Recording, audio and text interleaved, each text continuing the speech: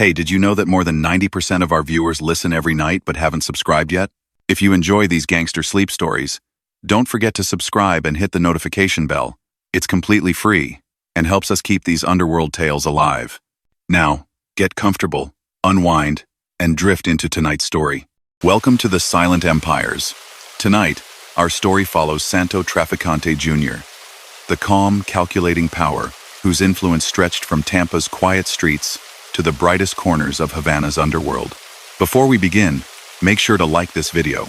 We're aiming for 100 likes, and don't forget to share your city and the time you're listening down in the comments. Your support motivates us to bring you even more fascinating stories from the underworld. Now, settle in and let the story of Santo Trafficante Jr. guide you into the night. In a quiet Miami hospital room in March of 1987, an old man lay still under the bright operating lights. Nurses spoke softly, the way people do around someone important whose name they only half know. Surgeons checked instruments, thinking about a routine heart bypass and dental work, nothing more. Yet just outside those doors, federal agents and detectives waited in the hallway, pretending to read newspapers, stealing glances at the clock. They knew the man's name. They had known it for decades. Santo Trafficante Jr. To the staff, he was just another patient, a polite, almost gentle, older gentleman. To the men in the hallway, he was one of the last old-world crime bosses in the United States. A figure who had kept his power through secrets, quiet deals, and an almost unbelievable ability to avoid convictions. They had chased him for years. Wiretaps, informants, hidden cameras, congressional hearings. Somehow, he had always slipped away. Now, as machines hummed and the old man drifted into anesthesia, those agents wondered whether history was about to close a chapter by itself. If he survived, their long pursuit might continue. If he died, many of the answers they had hunted for would vanish with him. Questions about Florida, about Cuba, about hidden casinos and silent graves, about whispers linking him to plots against foreign leaders, and even an American president. So much of it circled around this thin, quiet man whose heartbeat was now in someone else's hands. To understand how a kid from a crowded immigrant neighborhood in Tampa became the shadow behind empires of illegal gambling and secret deals, you have to go back, far from the sterile hospital room, and deep into the humid streets of early 20th century Florida. He was born on the 15th of November, 1914, in Tampa, in a world filled with the smells of cigar smoke, strong coffee, and sea air. Tampa then was not the polished tourist city people imagine today. It was a rough, lively port town, bursting with immigrants from Cuba, Spain, Italy, and Sicily. They came to roll cigars, to work in factories, to chase something better than the hunger and desperation they had left behind. The neighborhood that shaped him, Ybor City, was crowded with narrow streets and shouting vendors. Men walked to cigar factories in long lines every morning, lunch pails in hand. Women shopped in tiny groceries where everyone spoke a mix of Spanish, Italian, and English. Children played stickball in alleys, dodging wagons and stray dogs. In that world, the law felt distant. Cops took bribes. Politicians made promises to the rich and ignored the poor. Many families barely scraped by. People searched for shortcuts. They bet on the numbers. They bought cheap liquor, even when it was illegal. They trusted one another more than they trusted any government office.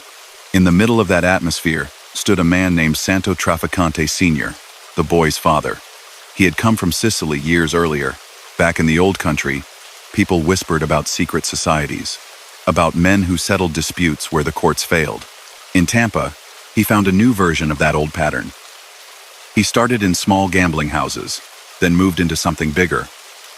Bolita, the illegal lottery that ran through every back room and bar in Ybor City. Bolita looked simple from the outside. People picked numbers and hoped for luck. For pennies or a few coins, workers and housewives could dream of big payouts. But behind the friendly talk and the little slips of paper, there was a serious business. Weak record-keeping, no taxes, rigged drawings, and cash that flowed like a quiet river into the hands of bosses who never appeared in public. Police officers and local officials often pretended not to see. Some did more than that. They took their share to look away. Young Santo grew up watching all of this without fully understanding it. As a boy, he saw men arrive at his father's home wearing suits even in the muggy heat, speaking in low tones, never knocking too loudly. He heard his father's voice change when he talked business. The warmth he showed at the dinner table vanished, replaced with a measured calm that gave away nothing. At first, his father tried to keep him at a distance. The boy should stay in school, he said. Learn to read, to count, to speak English, Spanish, and Italian. That knowledge would help the family's small legal businesses, the bars and cafes they could show to tax collectors. Yet the line between what was legal and what was not slipped around them like the steam lifting off the streets after a rain. The boy listened more than he spoke. As other children shouted and joked, he watched. He noticed who paid attention, who boasted, who kept their mouths shut.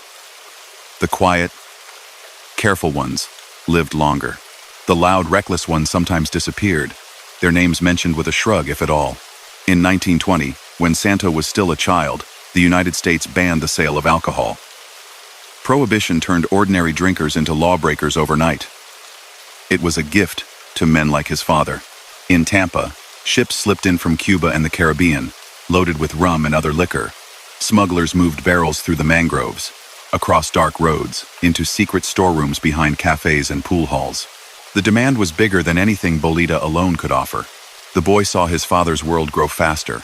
More lady-night visitors, more money on the table, more tension in the house.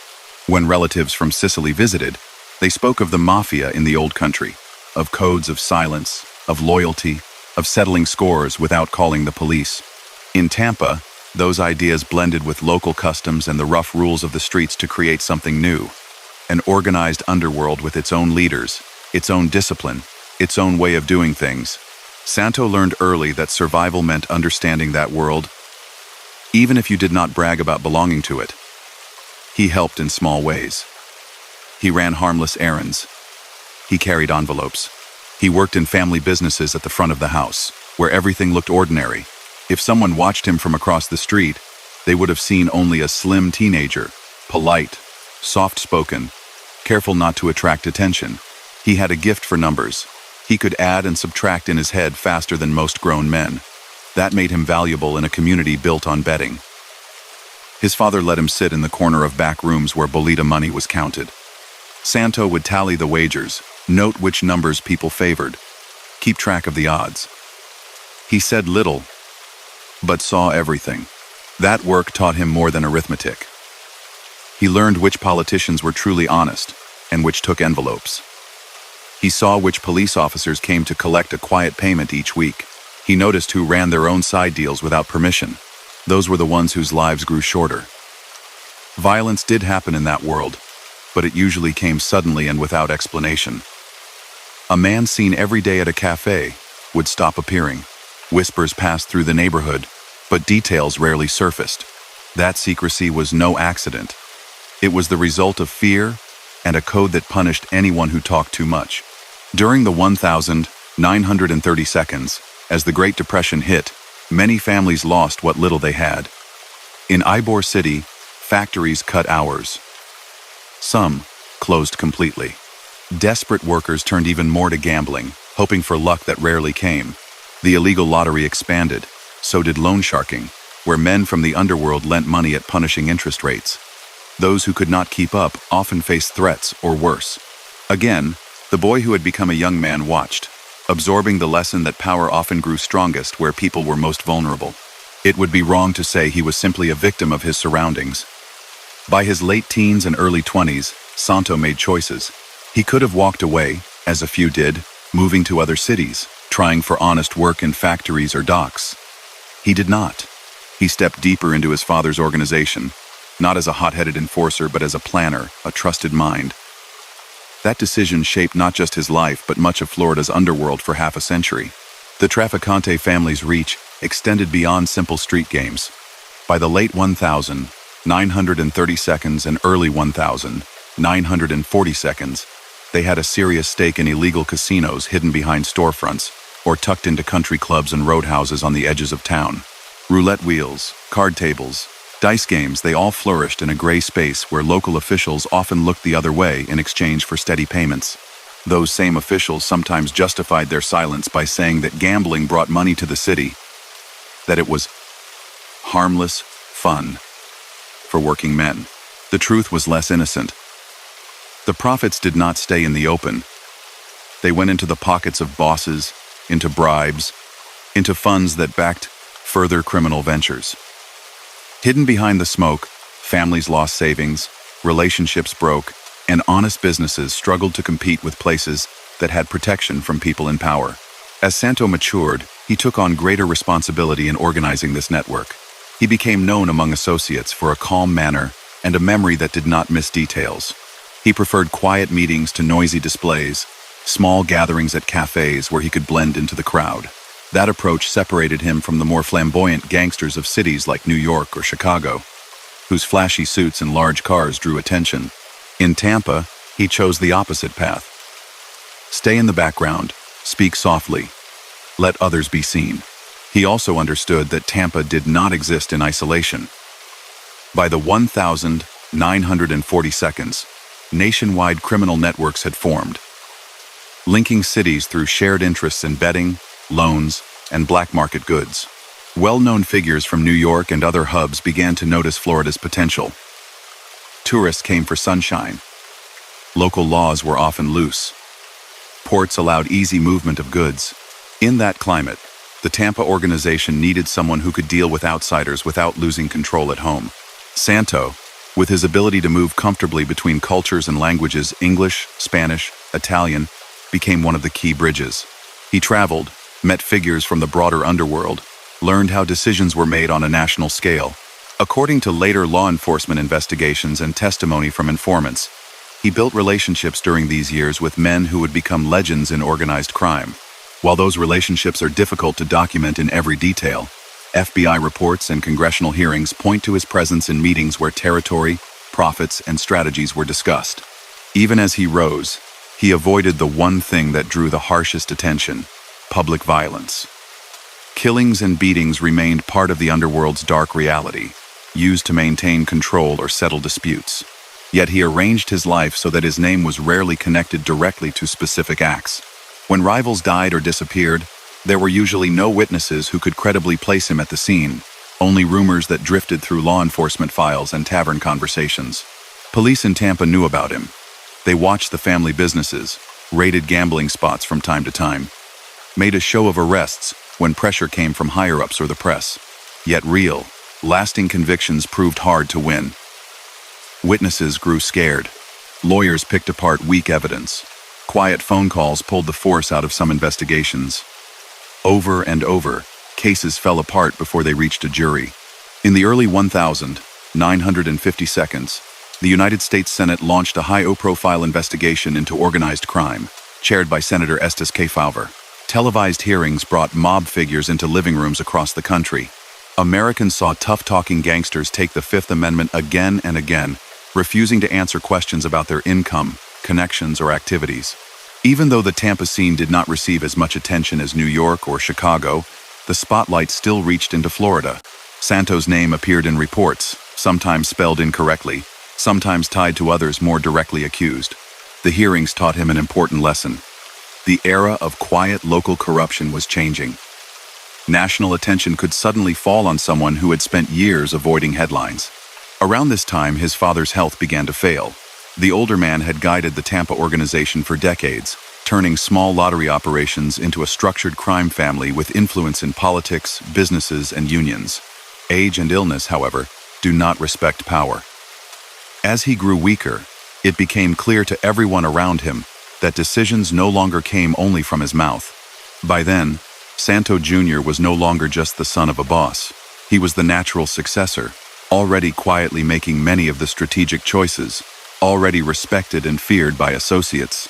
The young man who had once watched from corners of smoky rooms now sat at the center of the table, far from the hospital room that would one day hold his final breaths. In a Tampa filled with clacking dominoes, rolling dice, and murmured bets, a transfer of power was taking place. It would reshape crime in Florida and, soon enough, reach deep into another place that would define his legacy, the island of Cuba, just 90 miles off the coast. But before that island came fully into view, Tampa itself would see the rise of a new kind of boss, one who preferred silence to spectacle, influence to fame, control to chaos. By the early 1950s, the old man who had ruled Tampa's hidden gambling halls began to fade. Santo's father moved more slowly, coughed more often, and spent longer hours staring out the window instead of leaning over ledger books. Visitors still came to the house, still treated him with respect, but their eyes started to slide toward his son. The change happened quietly. There were no speeches, no formal handover. One day, men who had always asked the father's permission began checking with the son first. A dispute over territory in a nearby county, a problem with a bookmaker who had been keeping a little too much for himself, a rumor that an out-of-town group wanted to open its own bolita operations in Tampa without paying anyone local. More and more, it was Santo Jr. who listened, weighed options, and gave an answer. He spoke in a steady, almost flat tone, even when stakes were high. People who met him expecting a loud, crude figure found someone different. Slight build, careful eyes, soft-spoken, with movements that wasted nothing. That calm could be comforting. It could also be frightening. When he said no, there was rarely a second debate. Tampa's underworld still bore marks of the rougher era that had come before.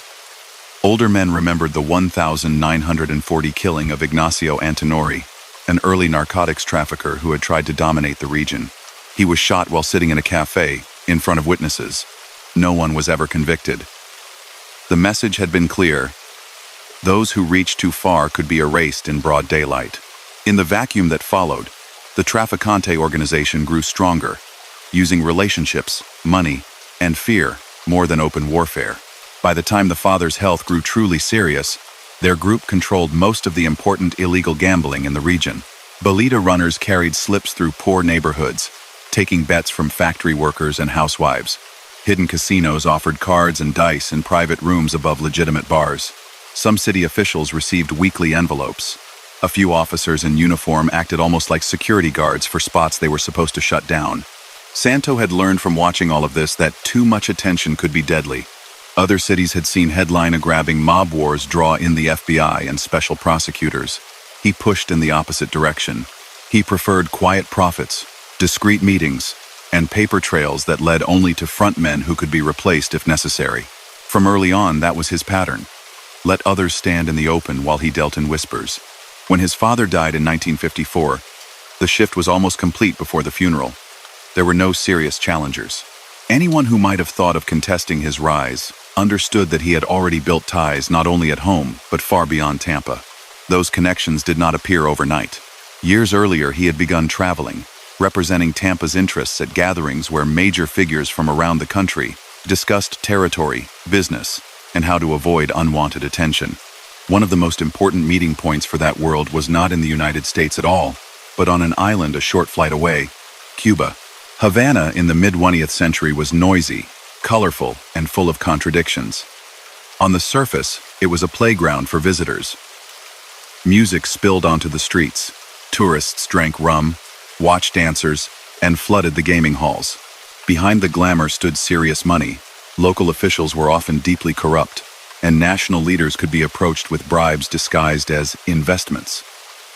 That kind of environment attracted organized criminals like heat draws insects. During the 1,940 seconds, American underworld figures began to pour into Havana, seeing it as a place where they could operate with fewer restrictions. They opened luxurious casinos in the city and resorts on the outskirts. They partnered with Cuban business interests and military men. Profits were huge. Some of the most famous criminals of the age had a hand in that development. Into that world stepped Santo Trafficante Jr. He was not as widely known as certain northern bosses, but he had two key advantages. First, he was trusted by older underworld leaders who knew his father's reputation. Second, he grew up among Spanish-speaking neighbors and could operate more comfortably in Cuban society than many outsiders. He began spending long stretches in Havana, at first as a representative of his family, eventually as a major investor in his own right. By the late 1,940 seconds and early 1,950 seconds, he had stakes sometimes direct, sometimes through associates in several Cuban gaming establishments. Names like the San Souci and the Tropicana later surfaced in investigations and books describing that era. Those places were famous for bright lights and floor shows, but behind the scenes they represented carefully structured arrangements, percentages for Cuban officials, shares for local partners, and slices for the American underworld figures who financed and managed them. Money funneled from the casino floors into offshore accounts and into operations back in the United States. For Trafficante, Havana provided both a powerful source of income and a safe haven. When pressure in Florida increased, he could disappear to the island, where powerful friends offered protection. Pressure did rise at home. As television brought crime hearings and corruption scandals into living rooms, citizens began asking angry questions about why certain cities seemed full of illegal gambling, yet free of real enforcement. Tampa, long seen by locals as a place where everybody knows the numbers racket exists, became harder to ignore. Investigative reporters started digging into the connections between Bolita bankers, local law enforcement, and elected officials. Grand juries were convened. Reform candidates ran for office promising to end organized vice. Federal agents who had once treated the city as a minor outpost started spending more time there. In that climate, Santo's name began appearing more often in official files. Agents noted his trips to Cuba, his meetings with figures from other states, his role in businesses that seemed to thrive despite ongoing crackdowns. At various points in the 1,950 seconds, local and federal authorities brought charges involving attempts to influence law enforcement and maintain control over gambling. Prosecutors alleged that he and his associates paid off officers and politicians to keep raids limited and to direct pressure against rivals rather than their own locations. Some of those cases made headlines. None ended with him serving serious time. Witnesses who could link him to specific bribes changed their stories, disappeared, or became unusable because of credibility problems. Lawyers attacked every weak spot. Juries hesitated to convict a man who was not caught personally handing over money or running a gambling den. In courtroom after courtroom, the pattern repeated itself. Investigators believed they were finally close, but the central figure walked free. That ability to avoid conviction added to his reputation inside the underworld. It suggested planning, discipline, and a knack for staying one step removed from daily operations. Even people who disliked him or feared him grudgingly admired how he stayed untouchable while others took the risks. Still, he was not immune from setbacks. At times, he felt it wise to spend longer periods in Cuba, away from immediate legal trouble. On the island, he moved with relative ease through hotel lobbies, casino offices, and government corridors. Always in the background, always careful. He dressed modestly, spoke politely, and rarely raised his voice. Many tourists who bumped into him at a Havana bar would never have guessed they had brushed against someone described in FBI memos as a significant organized crime leader. His rise coincided with the rule of Cuban strongman Fulgencio Batista, whose government relied heavily on graft and deals with business interests. Batista's regime saw the American casino investors as a rich source of cash. In return for licensing rights and unofficial payments, the authorities allowed them to operate almost as they pleased. That arrangement turned Havana into one of the most profitable locations for illicitly influenced gambling in the hemisphere. Under that system, Trafficante's influence widened. He did not only draw money from Cuban casinos, he also used the island as a hub. According to later law enforcement investigations and testimony from informants, networks based around his circle were linked to schemes involving narcotics routes, stolen goods, and other black market trades that benefited from Cuba's position between Latin America and the United States. These allegations were serious, but once again, he avoided convictions on drug charges. The people caught with the contraband were far below his level, and either would not or could not place him directly in those operations. In Tampa, his organization kept a strong grip on long-running rackets. Bolita remained central, feeding money through trusted couriers into counting rooms supervised by carefully chosen lieutenants. Other ventures branched out, bookmaking on sports events, protection arrangements for certain bars and clubs, and the kind of high-interest lending that pulled desperate borrowers into a cycle of fear and dependence. Violence remained in the background. People were beaten, some were killed. But these events usually appeared in the news as isolated crimes, not as pieces of a larger picture.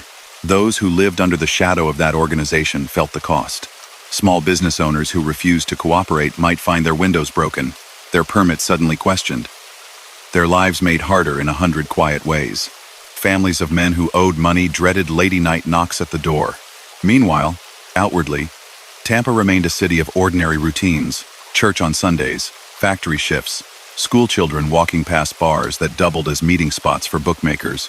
As head of the local crime family, Santo rarely handled street-level matters himself. He set rules and expected them to be followed. His closest associates knew he valued discretion above all. Reckless behavior that drew attention could be more dangerous, in his eyes, than an enemy. When a subordinate's violence or bragging threatened to expose the organization, that subordinate's future tended to grow very uncertain. National criminal networks recognized his area as his domain. When outsiders wanted to operate in Florida, especially in the western part of the state, they usually approached him or his representatives first. That respect did not come only from fear. It came from the understanding that he could deliver something few others could: stability. Under his guidance, there were no long, bloody wars for control. Disputes were usually settled through meetings, negotiations, and, only when talks failed, harsher measures. Beyond criminal circles, his influence touched politics. He did not run for office or speak at rallies.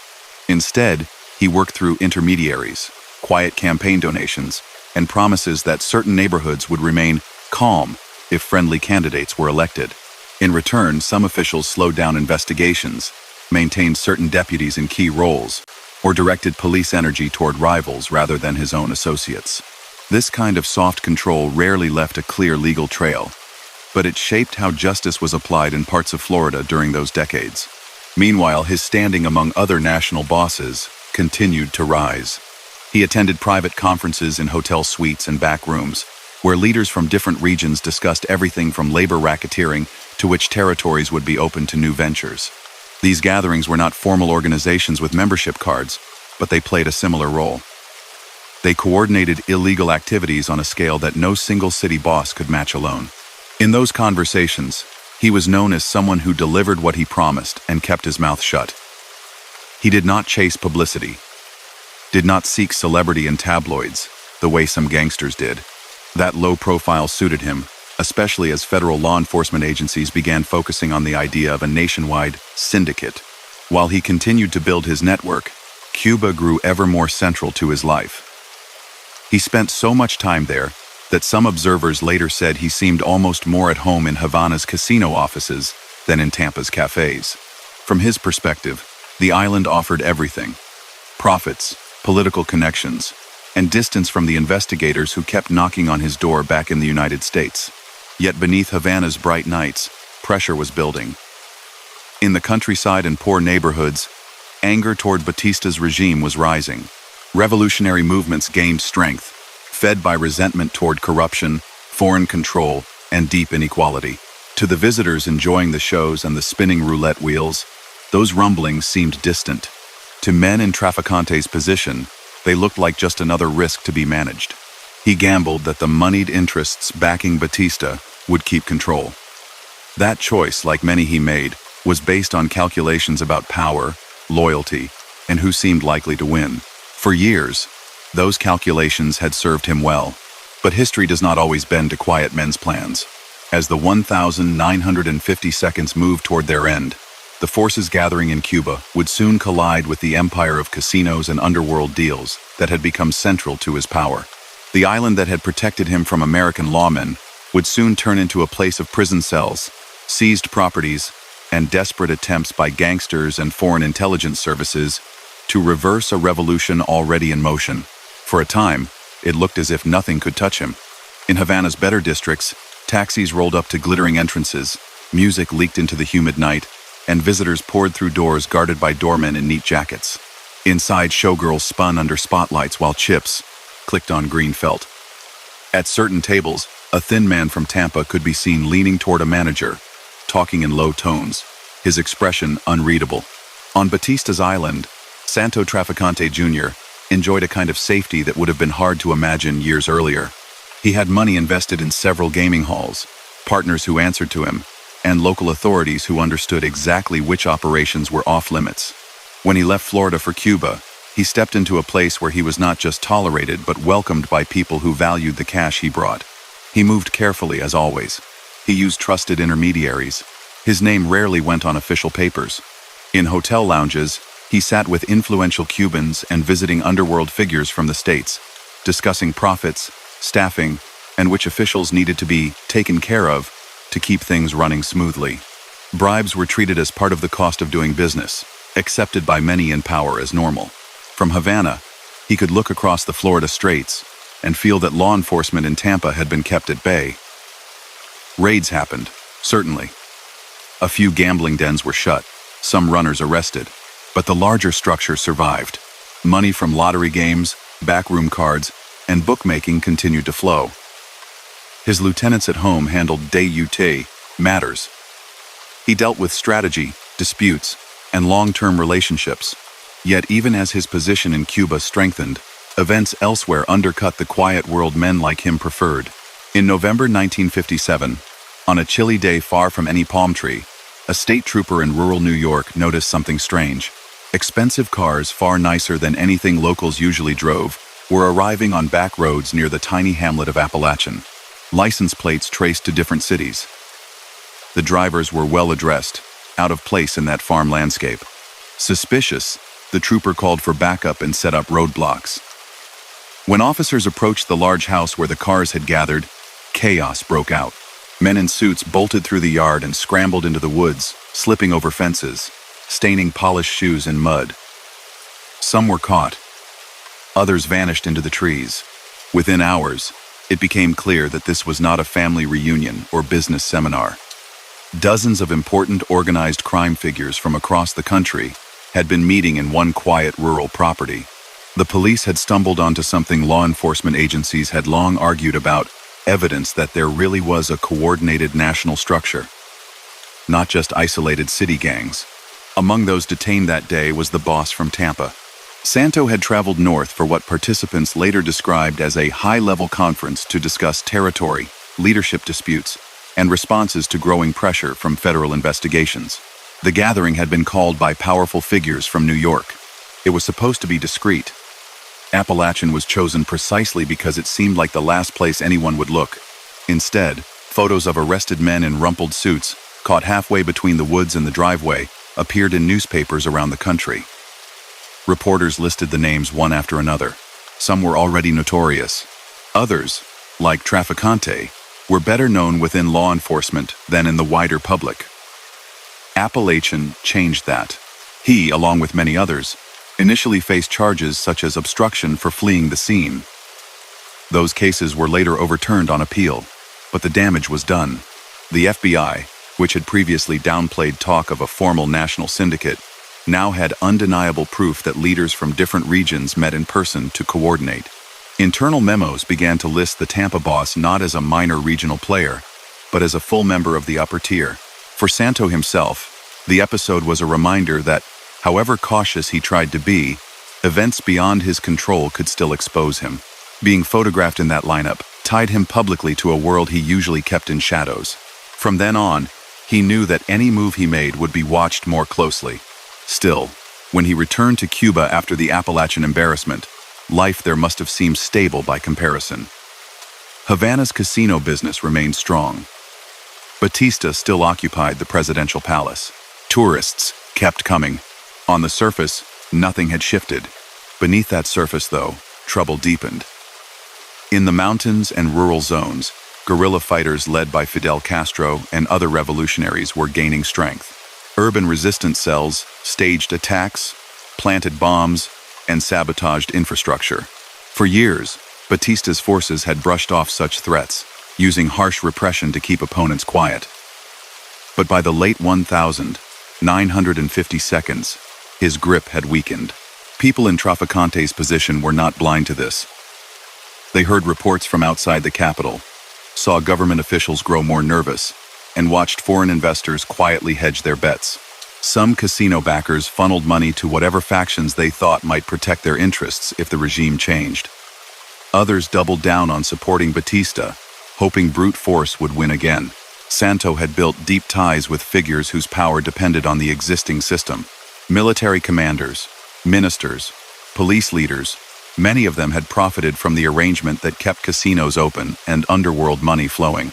His entire Cuban operation assumed those men would continue to matter. In the final days of 1958, that assumption collapsed.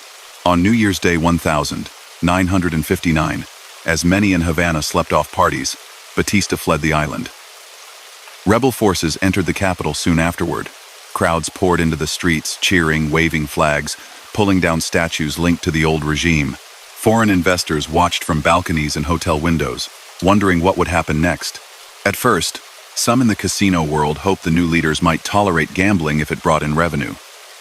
In the early months, there was confusion. A few establishments reopened under tighter oversight. But Castro's movement contained strong moral and nationalist currents that viewed the pre-revolution gaming industry as a symbol of foreign exploitation and domestic corruption. Public anger focused on the glitzy halls where foreign tourists had spent money while many Cubans struggled.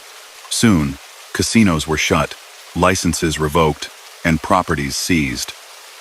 The American underworld's empire on the island collapsed with stunning speed. Investments that had taken years to build disappeared in a matter of weeks. Millions lost. Agreements with officials who no longer held office became worthless. For Trafficante, the blow was severe. Cuba had been not only a source of income, but a kind of strategic refuge. Now it was hostile ground. He did not immediately abandon the island, though. Accounts differ on the exact sequence of his movements, but multiple sources agree on key points. In 1959, during the period when the new government was consolidating power, he was arrested by Cuban authorities.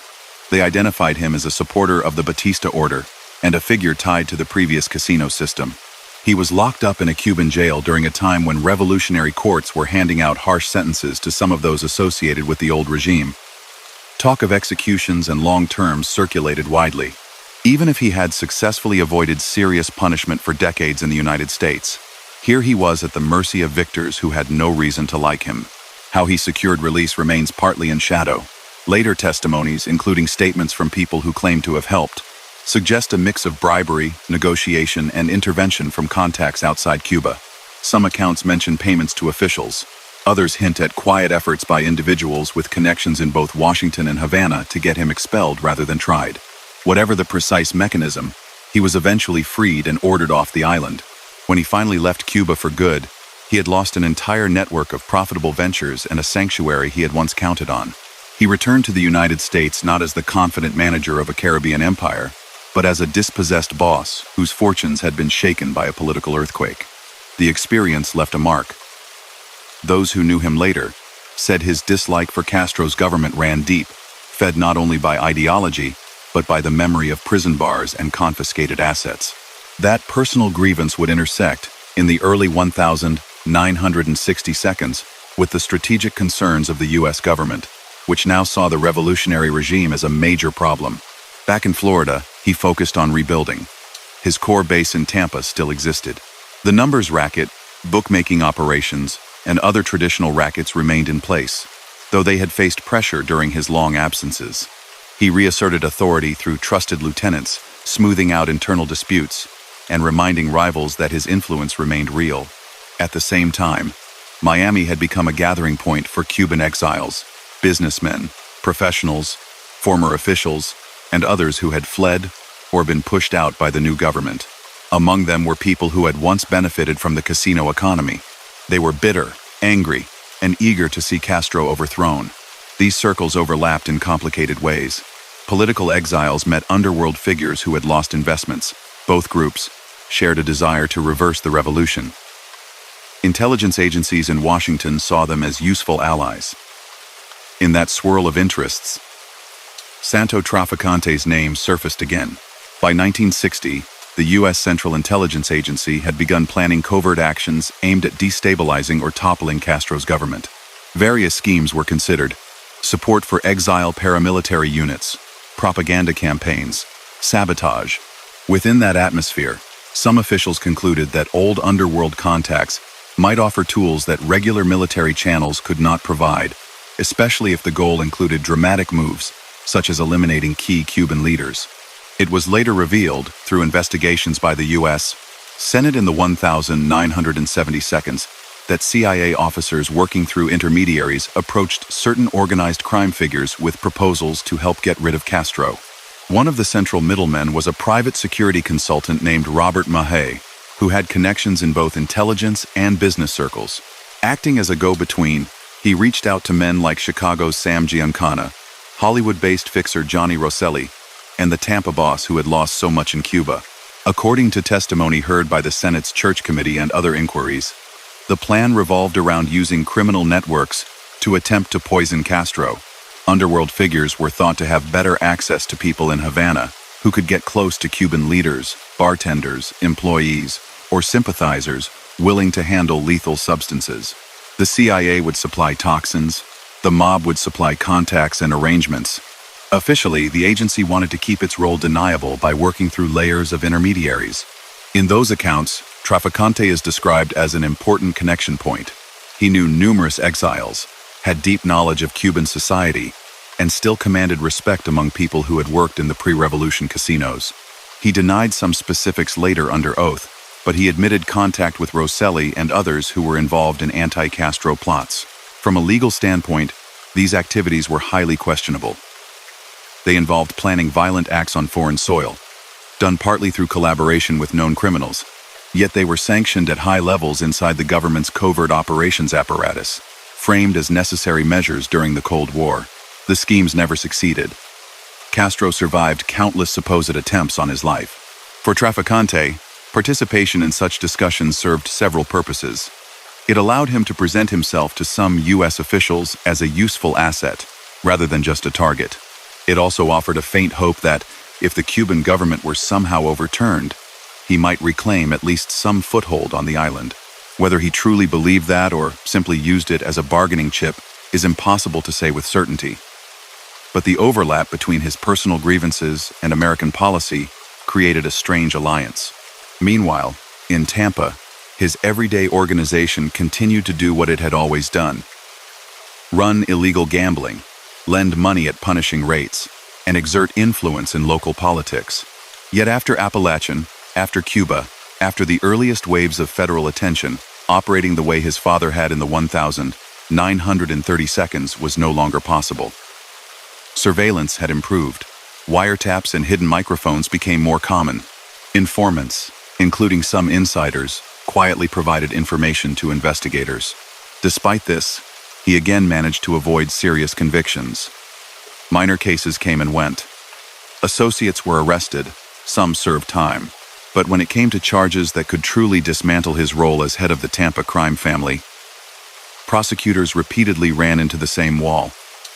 Lack of direct evidence tying him personally to specific criminal acts. He almost never used telephones for sensitive matters. He met people in person, in noisy public places where surveillance was hard. He relied on layers of intermediaries so that those caught in low-level crimes could not easily link him to the schemes. When confronted in court or before investigative bodies, he was polite and firm, denying wrongdoing and taking refuge in legal protections against self-incrimination. At the same time, beyond the strictly criminal world, whispers about his name began to circulate in a different context. People who tracked politics and covert operations noticed that his path had intersected with intelligence plots, exiled Cuban activists, and national organized crime leaders. When shocking events later shook the United States in the early 1960 seconds, some of those threads would be pulled together by investigators and conspiracy theorists alike, placing the quiet man from Tampa at the edge of questions far bigger than gambling or extortion. By the start of the 1960 seconds, Florida felt like the front porch of a brewing storm. On any given night, in cafes along the Miami River, or in dim bars near the bay, you could see the mix that defined that moment in history. Cuban exiles in worn suits argued over coffee, their voices tense. Young Americans with short hair and government paychecks listened without saying much, taking mental notes. Men from the underworld, some with long memories of Havana's bright casinos, slipped in and out of private back rooms. Santo Trafficante Jr. moved through that world almost invisibly. He was in his mid-40s, thin, calm, graying a little at the temples. To most people, he looked like any other middle-aged businessman. Those who knew better understood that he carried with him the lost empire of pre-revolution Cuba and the still a thriving machinery of the Tampa rackets. He had reasons to sit at those Miami tables. The Cuban government that had jailed him and seized his properties was now firmly aligned with the Soviet Union. The U.S. government wanted Castro out. Exiles wanted their country back. Mafia investors wanted their casinos. In that strange alignment of motives, old enemies began to look, at least for a time, like potential partners. According to testimony uncovered years later by Senate investigators, the Central Intelligence Agency quietly decided that certain well-connected criminals might help reach places that official operatives could not. The idea was simple and ruthless. If someone could get close enough to Fidel Castro to poison him, the entire direction of the Cold War in the Caribbean might change. To explore this, a private security consultant named Robert Maheu, who often did sensitive work for the government, was asked to make contact with underworld figures. He reached out to Johnny Rosselli, a smooth operator with long ties to the Chicago syndicate. Rosselli in turn involved Sam Giancana of Chicago, and the Tampa boss, who still knew many people on the island. In later accounts, Rosselli described meetings in Miami and elsewhere where the subject was laid out bluntly. The agency would supply poison. The mob men would find a way to get it into Castro's food or drink. Money was offered, though some of the participants claimed they refused payment, saying they would do it as a patriotic duty. That claim may have been partly for show, but there is no doubt that they all had their own reasons to want the Cuban leader gone. Trafficante's value in this scheme lay in his connections. Before the revolution, he had dealt with Cuban officials, casino managers, and employees at every level of that industry. Even after being jailed and expelled, he kept in touch with exiles who still had relatives or contacts inside the country. He was seen by intelligence officers as Joe from Tampa, or the Florida Contact, a man whose reach extended into the very society they were trying to penetrate.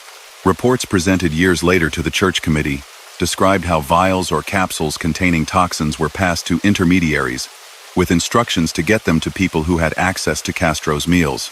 Names like Juan Orta and other former insiders appeared in these narratives. Men who supposedly agreed, then lost their nerve, or found themselves under closer guard. Whether every detail is correct is impossible to prove now, but the broad outline has been confirmed by multiple participants.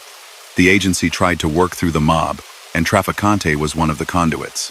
None of the plots succeeded.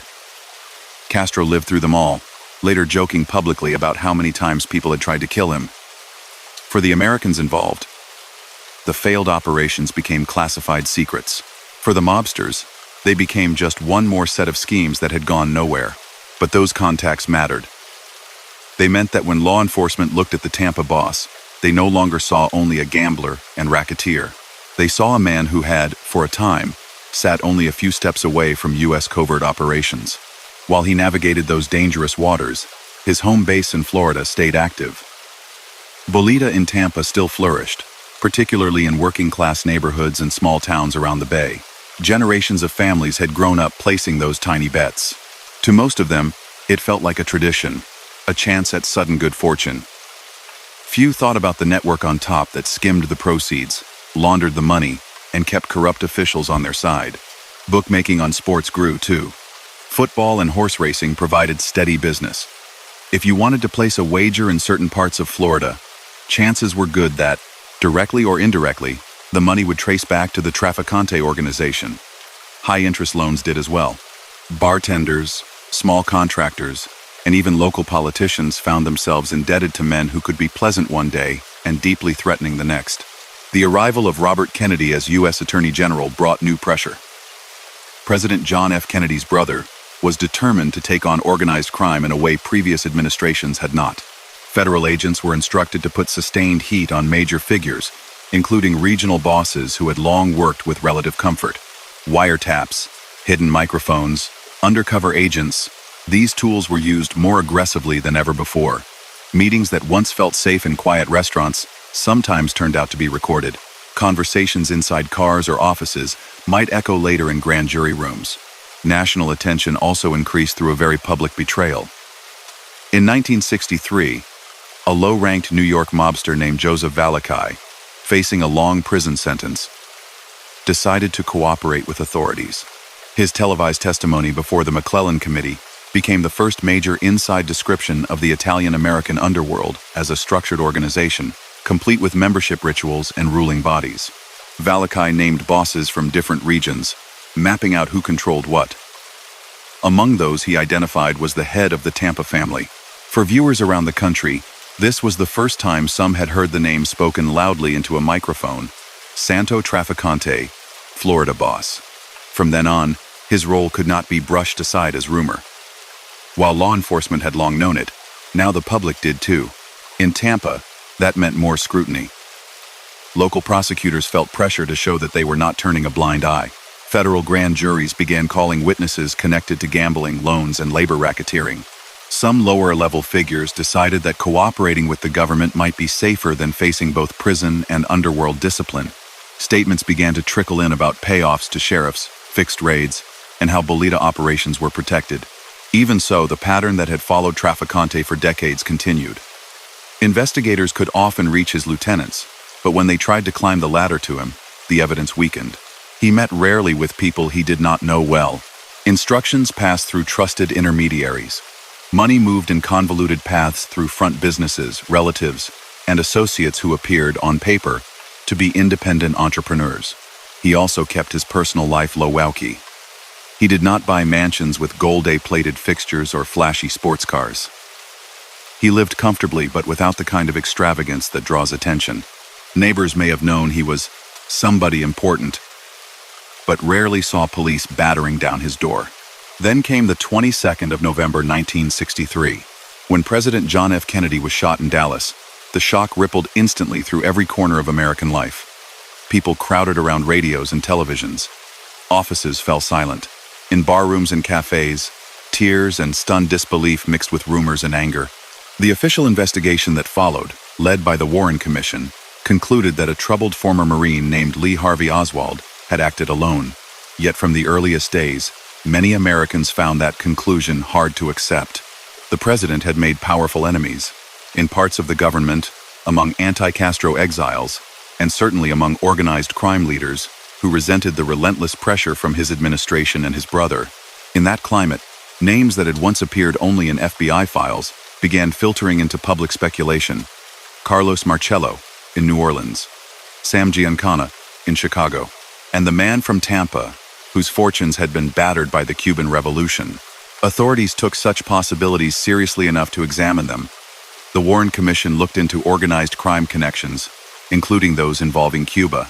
They found that mob figures clearly had motives to dislike the Kennedys.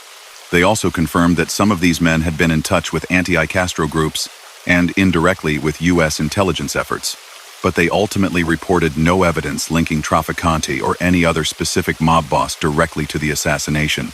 Even so, stories kept surfacing. One of the most widely discussed involved a Cuban exile named José Alemán.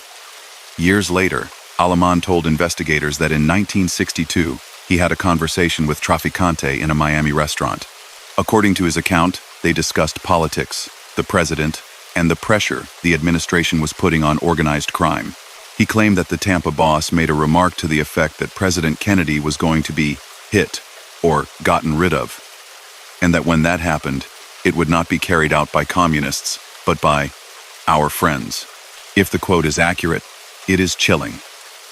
But it came to light long after the event, remembered by a man who had his own reasons to emphasize certain details. There were no recordings, no contemporaneous notes, no witnesses willing to confirm every word. Some researchers doubted aspects of his story. Others found it believable in light of the mood among exiles and mobsters at the time. Still other accounts surfaced later from people who claimed that in private moments, years afterward, Trafficante hinted at knowledge of a plot against Kennedy. One such claim came from a lawyer who represented him, another from an associate in the Cuban exile community. Each said, in essence, that the Tampa boss had suggested mob involvement in the assassination. Once again, the stories were second-hand or third-hand, without firm corroboration. When Senate investigators in the 1972nd and the House Select Committee on Assassinations in the late 1972nd revisited the Kennedy case, they treated these allegations with cautious interest. They re-interviewed witnesses, analyzed travel records, looked for phone logs or financial traces that might tie a specific plan to a specific group of conspirators. They did not find enough hard, consistent evidence to charge anyone. The House committee eventually concluded that there was a probable conspiracy in the president's death, but stopped short of naming particular individuals as responsible, and it did not establish a verified operational role for Trafficante. He, for his part, denied any involvement. Under oath, He acknowledged knowing various figures in the stories, but rejected the idea that he had plotted to kill an American president. Whatever the truth, the swirl of suspicions had consequences. His name, once known mostly in Tampa, Havana, and FBI memos, now appeared in books, magazine articles, and late-night conversations about what might have really happened in Dallas. For a man who had spent his life trying to stay just out of sight, that was not welcome attention. While these larger questions hung in the air, his day-to-day world of rackets and quiet influence went on. Throughout the mid-1960 seconds, federal agencies continued to target his circle. There were indictments connected to attempts to bribe law enforcement, schemes to protect gambling operations, and suspected involvement in interstate racketeering. In some cases, associates were convicted and served time. In others, juries acquitted or appellate courts overturned verdicts because of procedural errors. Narcotics trafficking also became a larger focus of investigations. Informants and foreign officials told U.S. agents that certain routes for heroin and other drugs ran through contacts who had worked with the old Cuban casino networks. Names tied to Tampa surfaced in reports from Europe, Latin America, and the Caribbean. Some customs seizures abroad were linked, at least on paper, to people who had past relationships with the Trafficante organization. Again, though, tying the Tampa boss personally and directly to specific shipments proved elusive. Those caught with drugs rarely admitted involvement of higher-ups. Some may have feared retaliation. Others may simply not have dealt with him in person. Whatever the reason, prosecutors could not build a solid case that put him at the center of an identifiable narcotics conspiracy. Inside his world, however, the message was clear. The age when bosses could operate comfortably in long shadows was ending. Electronic surveillance grew more sophisticated. Foreign governments increasingly cooperated with U.S. agents. New laws allowed prosecutors to charge organization leaders, even if they did not personally commit each individual crime. He adapted where he could. He delegated more. He was even more careful about where and how he met people. He trusted an ever smaller circle around him. Yet no amount of caution could fully stop the tightening net. Eventually, official Washington would drag him out of the background and sit him under bright lights, not just as a suspected racketeer, but as a witness in hearings about intelligence abuses, assassination plots, and the darkest intersections between government and organized crime. By the late 1960 seconds, the world that had formed him was disappearing, but he was still there, sitting quietly in corner booths and back tables, guiding what remained. The days when sheriffs could be bought with a handshake and a stuffed envelope were fading. New laws had sharpened the teeth of federal prosecutors. Young agents arrived in Tampa and Miami with fresh training and a sense of mission. They knew his name before they set foot in Florida. Some pinned his photo on office bulletin boards as a reminder of what they were supposed to bring down. On paper, he looked less dangerous than many others.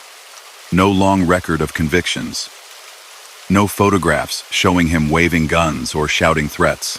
In person, he seemed almost mild, a small, soft-spoken man with thinning hair and simple suits. But in law enforcement files, he was labeled something else entirely. Boss of the Tampa crime family, a key figure in the remnants of the old Cuban casino world, a man suspected of helping manage routes for illegal gambling money and, according to some reports, for narcotics. The new legal climate was symbolized by a law passed in 1970, the Racketeer Influenced and Corrupt Organizations Act, RICO. It allowed prosecutors to charge leaders of criminal organizations not just for individual crimes they personally committed, but for patterns of illegal activity carried out by their groups. For decades, bosses like Trafficante had stayed safe by letting others handle the dirty work. RICO threatened that shield. Federal agents looked at his organization and saw exactly the kind of long-running enterprise the law was designed to attack. Over years, they collected information on bookmakers, loan collectors, shell companies, and relatives who seemed to own businesses far more profitable than their official trade would justify. They traced phone calls showing coordinated gambling operations stretching beyond Florida.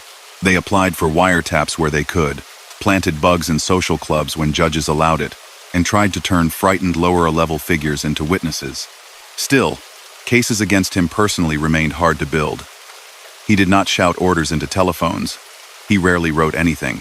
His conversations, when they turned to sensitive topics, usually took place outside or in noisy restaurants. where clinking glasses and loud voices made eavesdropping difficult. He relied on middlemen, sometimes 2 or 3 layers deep, so that the people who actually took bets or made threats could not directly link their actions to his hand. Nevertheless, indictments kept coming, each one labeled by newspapers as the moment that might finally bring him down. In the mid-1960 seconds and into the early 1970 seconds, he was charged more than once in cases involving attempts to influence law enforcement or maintain illegal gambling operations. Prosecutors alleged that he and his associates paid off deputies, city officials, or regulators to look the other way while bolita, bookmaking, and other rackets thrived. When trials started, reporters filled the benches, ready to write about Florida's top mafioso facing justice. Again and again, the pattern repeated. Witnesses changed stories or lost credibility under cross-examination. Some admitted to lying in the past. Others had obvious motives to exaggerate. Deals with prosecutors, grudges against former partners. Defense attorneys poked at every inconsistency. Juries hesitated to convict a man they had never seen personally running a game or handing over bribe money. Acquittals or mistrials followed. He walked out of courthouses calm, expression steady, saying little to waiting microphones. To frustrated agents, he seemed coated in some invisible armor. To supporters and some neighbors, he looked like a wronged businessman constantly harassed by the government. Behind the scenes, he continued doing what he had always done, making money from illegal gambling and using it to buy protection and influence.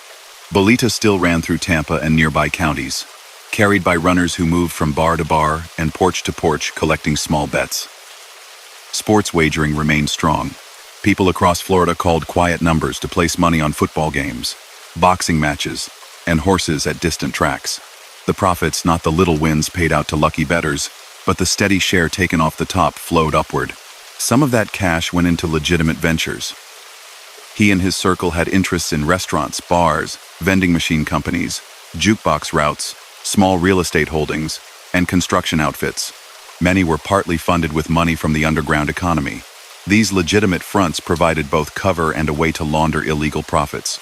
They also extended his reach into unions, local licensing boards, and city contracts. Influence in one sphere reinforced influence in another. Meanwhile, Miami and other parts of Florida became central points in new, more dangerous trades. International narcotics routes shifted as enforcement increased along older paths. Smuggling organizations turned to Florida's long coastline and busy ports as entryways for heroin from Europe and the Middle East, cocaine from South America, and marijuana from the Caribbean. Law enforcement in several countries reported that networks tying together Sicilian suppliers, French laboratories, and American distributors sometimes passed through contacts connected to Tampa and other long-standing mob areas. Informants and overseas intelligence services named him and his associates in these reports, describing meetings, suspected shipments, and financial arrangements. Yet, once more, evidence that could survive a courtroom battle remained thin. The people actually caught with drugs at airports or on ships either did not know who ultimately backed their operations or refused to say. With every step in the chain separated by layers of intermediaries, prosecutors in the United States could not draw a straight line to his door. While agents chased shadows of smuggling schemes, a different kind of spotlight suddenly swung back to him from Washington. In 1975, after the Watergate scandal and growing public concern about abuses by intelligence agencies, the U.S. Senate created the Select Committee to study governmental operations with respect to intelligence activities. Led by Senator Frank Church, this group dug into some of the darkest corners of Cold War history: domestic spying, secret wars, and, crucially for Trafficante, plots to assassinate foreign leaders. As investigators pulled classified files and interviewed retired officers, a disturbing pattern emerged. In the early 1960 seconds, the CIA had indeed explored, and in some cases pursued, plans to work with mob figures to kill Fidel Castro. Names that had long circulated in whispers suddenly appeared in official documents. Johnny Rosselli, Sam Giancana, and the Tampa boss who had lost his Cuban casinos. To understand those operations, the committee subpoenaed the men involved. Some were dead before hearings began. Giancana had been shot in his kitchen in 1975, just before he was scheduled to testify to a grand jury. Rosselli's body was found the following year, in a steel drum floating near Miami. Their deaths fueled suspicions that someone wanted to silence them about what they knew of the intersection between organized crime and covert operations. Santo Trafficante was still alive. When his turn came, he traveled to Washington, accompanied by lawyers. In the hearing room, senators, staffers, journalists, and television cameras waited as the quiet boss from Tampa took his seat. He asked for an interpreter, insisting that his English was not good enough for such important questions. That request struck some observers as strange, given that he had conducted business for decades in English and had dealt with American intermediaries like Robert Maheu without translators. But the committee granted it. Every question and answer moved through the filter of another voice. He was granted limited immunity, meaning that what he said could not be used to prosecute him for certain crimes, but lying under oath could still be punished. Even so, he remained cautious. Asked about his contacts with CIA-linked intermediaries and Underworld associates regarding efforts to kill Castro, he acknowledged meetings, but minimized his own role. He suggested that talk about assassination had been more like idle conversation than serious planning. He downplayed the significance of his Cuban contacts, portraying himself almost as a bystander to schemes hatched by others. Committee staffers, armed with statements from Maheu, Rosselli, given before his death, and agency documents, challenged that picture. They pointed out contradictions. They reminded him that other witnesses had described him as a central figure who could reach into Cuban society in ways few Americans could. He in turn deflected, claimed poor memory, or fell back on the idea that he had simply gone along with discussions without taking concrete steps. To the watching public, the hearings revealed something astonishing. The U.S. government had indeed, at one point, tried to partner with criminals to kill a foreign head of state. To the senators on the panel, Trafficante embodied the murky overlap between crime, politics, and covert action. He left that room not as a convicted man, but as someone more deeply etched into the country's political memory. His time under those lights also carried risks for him within the underworld. In that world, appearing before government bodies, even under immunity, could be seen as dangerous. He insisted that he had not betrayed confidences, that he had only confirmed what was already documented. There is no evidence that he suffered direct retaliation for his testimony, but he surely understood that another man in his position might not have survived such exposure. The deaths of Giancana and Rosselli loomed large, even if their exact causes remained officially unresolved. 2 years later, Washington called again. In 1976, the House of Representatives created the Select Committee on Assassinations to reopen investigations into the deaths of President John F. Kennedy and civil rights leader Martin Luther King Jr. By then, public doubts about the original findings in both cases were widespread. The committee gathered fresh evidence, consulted experts, and revisited leads that earlier probes had left hanging. For the Kennedy case, attention returned to organized crime. The committee examined records, showing how deeply the Kennedy Justice Department had struck at mob leaders. They also studied reports that mob figures had expressed rage about the administration's pressure and had ties to anti-Castro exiles and intelligence contacts. Into that web, investigators once more pulled the name of the Tampa boss. He was called to testify in closed and open sessions. Again he came with lawyers. Again he used a translator. Under oath, he denied any role in planning or carrying out the assassination. He dismissed stories that he had predicted Kennedy's death in advance as lies or misunderstandings. He acknowledged knowing other key figures: Carlos Marcello, Teamsters leader Jimmy Hoffa, certain Cuban exiles, but insisted that any conversations touching on the president were general complaints, not plotting. The committee found plenty of reasons why mob figures might have wanted Kennedy dead. They noted that the government's alliance with certain criminals in anti-Castro schemes had created strange entanglements. Still, like the earlier Warren Commission, they could not assemble solid, courtroom-worthy proof tying any specific boss, including Trafficante, to a concrete plan to kill the president. They concluded that Kennedy had probably been killed as part of a conspiracy, but left the question of who exactly participated unresolved. For Santo, the hearings added another layer to his public image. He was now not only a crime boss in government files, but a recurring character in national debates about one of the country's worst traumas. In newspapers and books, writers described him as the elusive Tampa Don, the man who straddled Havana and Tampa, the boss whose name keeps turning up where Cuba and Dallas meet. None of those titles brought a conviction, but they ensured that any hope he might have had of fading into anonymity was gone. Back home, age was creeping in, but his influence remained. By the late 1972, he was in his 60s. Many of his old contemporaries were dead, some naturally, others violently, some in prison. New faces had risen in the underworld. Younger, sometimes more reckless men involved in rapidly growing drug trades that made even casino profits look modest. In Miami especially, waves of cocaine dealing brought wild money and wild bloodshed. That newer world operated with less discipline than the old-style gambling rackets.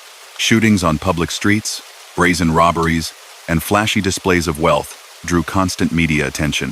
Trafficante, shaped in an earlier era, viewed such behavior with contempt and concern. His power base remained centered on more traditional activities: numbers games, bookmaking, high-interest loans, and quiet influence in unions and local government. He allowed some dealings with newer markets, but by most accounts he preferred to keep his hands off the most chaotic, attention-grabbing trades. Whether that was a matter of principle or simple self-preservation is impossible to fully know. It was likely a mix of both. He focused on maintaining discipline in his own organization. Associates who brought too much heat were pushed out. Those who kept things quiet and profitable were rewarded with steady income and limited interference. He understood that grandstanding could invite the kind of sweeping federal cases that had destroyed other crime families in the Northeast and Midwest. Despite his caution, he could not avoid scrutiny entirely.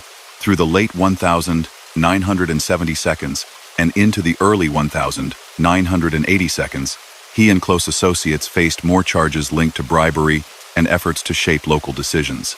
Allegations surfaced that his camp tried to influence city councils, zoning boards, or licensing commissions related to entertainment businesses and development projects. Some cases ended with lower-level convictions, others fell apart before trial. The man at the center remained, again and again, just out of reach. In public, he still kept a low profile. He was not photographed at fancy resorts. He did not splash his name on large companies. He lived in a comfortable but not extravagant home, attended family events, and appeared, to the casual observer, like an aging patriarch from an old immigrant community. The quieter he seemed, the more agents suspected that somewhere in the shadows, he still pulled strings. People in Tampa who had grown up during his long rule had mixed feelings.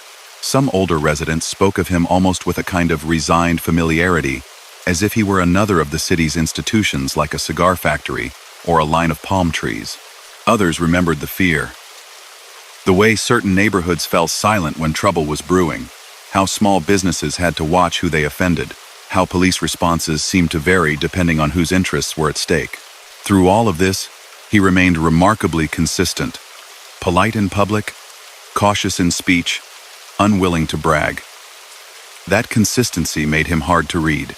Unlike flamboyant gangsters who burned bright and died young, he seemed determined to outlast everyone, to walk slowly while others ran, then watch as they stumbled or were pushed aside. Yet time, more than any prosecutor, was catching up with him. His health was not what it once had been. He suffered from heart problems and other ailments that come with age and years of internal strain. Even if he would not show it in public, friends and family could see that the man who had once shuttled easily between Tampa and Havana now tired more quickly. He had survived waves of raids, the fall of Batista, a Cuban prison, exposure in Senate hearings, and decades of federal surveillance. He had watched allies die under mysterious circumstances and enemies vanish into cells. Now, as he entered his 70s, he faced something he could not bribe, outwit, or intimidate: the slow, inevitable decline of his own body. Still, until almost the end, he tried to keep his hands on the levers of power that had defined his life. How he spoke in those final years, what he chose to reveal or keep hidden, and the way his story closed would add yet another layer to the complicated legacy of the quiet boss of Tampa. On certain mornings in the late 1972, if you walk through the old immigrant quarters of Tampa, you might have seen him at a small table near the window of a cafe. He would sit with a demi-tasse cup, the strong coffee gone cool, while he listened more than he spoke. His suit was plain, his tie simple. People came in and out, nodding with a kind of wary respect. To outsiders, he looked like another aging shop owner from the neighborhood. To those who understood, he was still the man whose quiet decisions shaped much of the city's hidden life. By then, he was no longer the restless figure shuttling between Havana and Florida. The island was lost to him. Washington had dragged his name into the daylight during high-profile hearings. Many associates from his generation were dead or in prison. Yet in his own territory, he remained what he had been for more than 2 decades. The recognized head of the Tampa organization. Getting to that point had taken discipline. Staying there took even more. His daily existence looked deceptively ordinary. He rose early, read the paper, went to church on some Sundays, and attended family gatherings like any grandfather. But almost every day included private meetings. Not in big offices or boardrooms. He preferred restaurants, back booths, and the shaded patios of modest houses. Associates would arrive in staggered fashion. One would discuss a problem with a numbers runner who had been skimming too much. Another might bring word of a business owner who wanted a partner to help keep inspectors from looking too closely. A third might relay rumors about a new gambling spot trying to open without approval. He did not keep a visible office for the organization. His headquarters was wherever he Saturday. He listened, weighed what he heard against what others had told him, and then spoke in short sentences. A complaint might end with a quiet instruction: make peace, split the territory, send a warning, pay that official, cut off that man. Rarely did he raise his voice. Those in front of him understood that what sounded like a suggestion was, in fact, a command. Within his circle, he insisted on rules that had guided him since youth. Do not talk freely on phones. Do not flash money. Do not start violence without permission. Do not argue in public. Pay people what they are owed, except when they try to cheat you. Then act in a way that others will remember.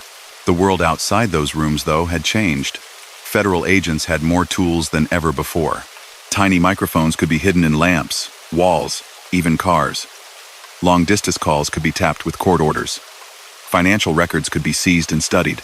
New laws, like RICO, allowed prosecutors to build cases based on patterns of conduct over years, instead of one isolated event.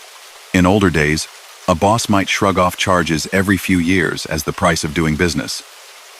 Now, a single, well-built case could put a leader away for the rest of his life. In New York and other cities, longtime bosses were being convicted and sent to federal prisons far from their home turf. Agents looked at Tampa and saw a more subtle prize: bringing down the man who had outlasted Cuba's revolution, survived a Cuban jail, walked away from narcotics accusations, and held steady through earlier bribery cases would prove that no one was untouchable. They watched the cafes. They noted which cars followed which. They leaned on bookies, bolita writers, and mid-level collectors, offering reduced sentences in exchange for information. Names surfaced. Lieutenants who oversaw different parts of the racket, relatives who appeared to own businesses that were far more profitable than their official trade would suggest, political figures who had unusually close friendships with people in his orbit. One theme appeared again and again in informant statements: influence over public officials. From the 1,950 seconds onward, investigators had heard variations of the same story. If a sheriff wanted an easy life, if a councilman wanted campaign help, if a regulator wanted quiet donations, they knew which people to approach. The Tampa organization did not control every office. Florida was too large and politics too fractured for that. But in certain counties and agencies, law enforcement believed that his word carried weight, even if it reached them indirectly. During the late 1,960 seconds and 1,970 seconds, several cases tried to pierce that influence. One prosecution accused him and others of helping arrange payments to lawmen so underground gambling could continue with only occasional, carefully staged raids. Another alleged that he backed schemes to sway local officials over licensing questions that mattered to his allies in the entertainment and hospitality trades. Each indictment produced a familiar routine: headlines, court appearances, angry editorials, and then, more often than not, failure in front of a jury. In some trials, crucial witnesses admitted under cross-examination that they had lied in the past, or that they hoped for lighter punishment. In others, defense lawyers pointed out that recordings or surveillance logs never caught their client issuing direct orders. Assumptions about his reach, they argued, were not the same as proof beyond a reasonable doubt. He was not always acquitted. Sometimes cases ended in mistrials or hung juries, sometimes in minor convictions against co-defendants. But he himself never received the kind of long sentence that took many of his contemporaries off the street for good. To the agents who had spent years chasing him, it felt like watching a fish slip out of the net at the last moment, again and again. Inside his own community, those near him saw a different side. They watched an older man who, despite his reputation, remained devoted to family rituals. He attended weddings and baptisms, offered help when relatives fell ill or faced money troubles, and donated to church causes. Priests in some parishes knew him as a regular presence. He presented himself as a successful businessman, helping his extended family, and contributing to the neighborhood. Those two images, the devoted elder and the underworld boss, coexisted in a way that outsiders sometimes found hard to grasp. But in many crime families, that dual identity was common. The same man who ordered discipline within his organization might also show genuine tenderness to a grandchild or give quietly to a struggling neighbor. Still, the costs of his choices rippled through Tampa. The illegal lottery he protected drained paychecks in the poorest streets. Parents who could barely afford rent still slipped coins to bolita writers, chasing numbers that almost never came in. Loan sharks tied to his crew charged crippling interest to people locked out of banks, then used pressure and intimidation when payments fell behind. Business owners who refused to take on a partner connected to his circle sometimes found inspectors suddenly interested in minor violations, or vandals repeatedly targeting their property, while the police seemed unusually slow to respond. There were darker shadows too. Over the years, reformers, rival bookmakers, and defiant associates had been beaten or killed. Investigators linked some of those acts, in their files and conversations, to his organization. They believed he approved serious violence when he felt it necessary to maintain control or to punish those who might cooperate with authorities. Yet no jury ever convicted him of ordering a killing. The people who carried out such acts either kept silent or ended up dead themselves. In an environment shaped by fear and a code of silence, the trail of proof went cold long before it reached the man at the top. While he maintained his grip on local rackets, the broader criminal scene in Florida shifted. Miami, once a relatively sleepy resort city, became a hot zone in the exploding cocaine trade. Colombian groups, Cuban smugglers, and independent traffickers turned parts of South Florida into battlegrounds. Shootings on highways, armed robberies of stash houses, and flashy displays of wealth-filled news reports. The scale of profits dwarfed old numbers games. A generation of criminals came up who had little respect for the careful, low-profile style that had kept men like Trafficante in place for so long. Law enforcement speculated about how much involvement old guard bosses had in this new market. Some agents argued that established families took a share, taxing traffickers who used their territories or buying into smuggling routes. Others believed the drug trade had grown so fast and so chaotically that it overflowed the old boundaries, with little central control. In Tampa, his organization was certainly aware of the money being made in narcotics. Informants told agents that some people in his circle dealt, or at least invested. Foreign police and customs officials abroad linked certain drug shipments to contacts with past ties to the pre-revolution Cuban casino networks. Yet, as before, efforts to pin specific narcotics conspiracies on him failed. He was careful to keep distance between himself and any such operations. And those caught with drugs did not provide the kind of detailed, consistent testimony prosecutors needed. Even as the Florida underworld grew more turbulent, he stayed focused on the fields he knew best. Numbers, games, sports wagering, high-interest loans, and control over certain unions and bars remained his core. Quiet pressure to influence political decisions about liquor licenses, zoning, and business permits continued. In a sense, he was trying to hold on to an older model of organized crime while the world around him raced into a far more volatile era. Age did not stop new indictments from landing on his doorstep. In the late 1972, federal prosecutors launched a case alleging that he took part in efforts to use bribes to shape state policy on gambling-related issues. The accusations said that he and partners hoped to gain financially if certain laws or regulations changed. The details involved intermediaries, coded conversations, and meetings in hotel rooms. Investigators pointed to taped remarks from others, trying to show that he was the unseen force behind the plan. He denied it all. Through his lawyers, he insisted that he was an innocent target, that his name made a convenient headline whenever officials wanted to look tough on crime. At trial, defense arguments stressed the lack of any recording in which he personally discussed paying off a lawmaker and underlined the shaky backgrounds of some of the government's witnesses. Once again, the result fell short of the sweeping conviction federal agents had hoped for. To them, it was maddening. To him, it was confirmation that his lifelong habits, minimal phone use, reliance on trusted go-betweens, calm refusal to brag, still protected him. Yet victory in the courtroom did not mean he was untouched. Legal battles cost money. Constant surveillance created tension.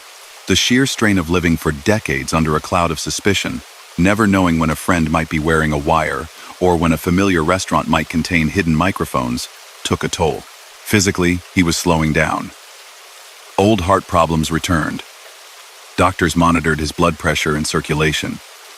He took medications. Friends noticed that he sometimes cut meetings short to rest. Trips to other cities to resolve disputes became rarer. Lieutenants handled more of that travel in his place. Still, he maintained his role in the internal life of his group. Disputes over territory, profit splits, or treatment of disobedient subordinates still came to him.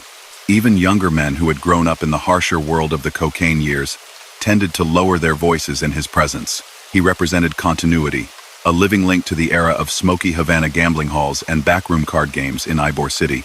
At home, he remained a grandfather and patriarch. Children and grandchildren visited.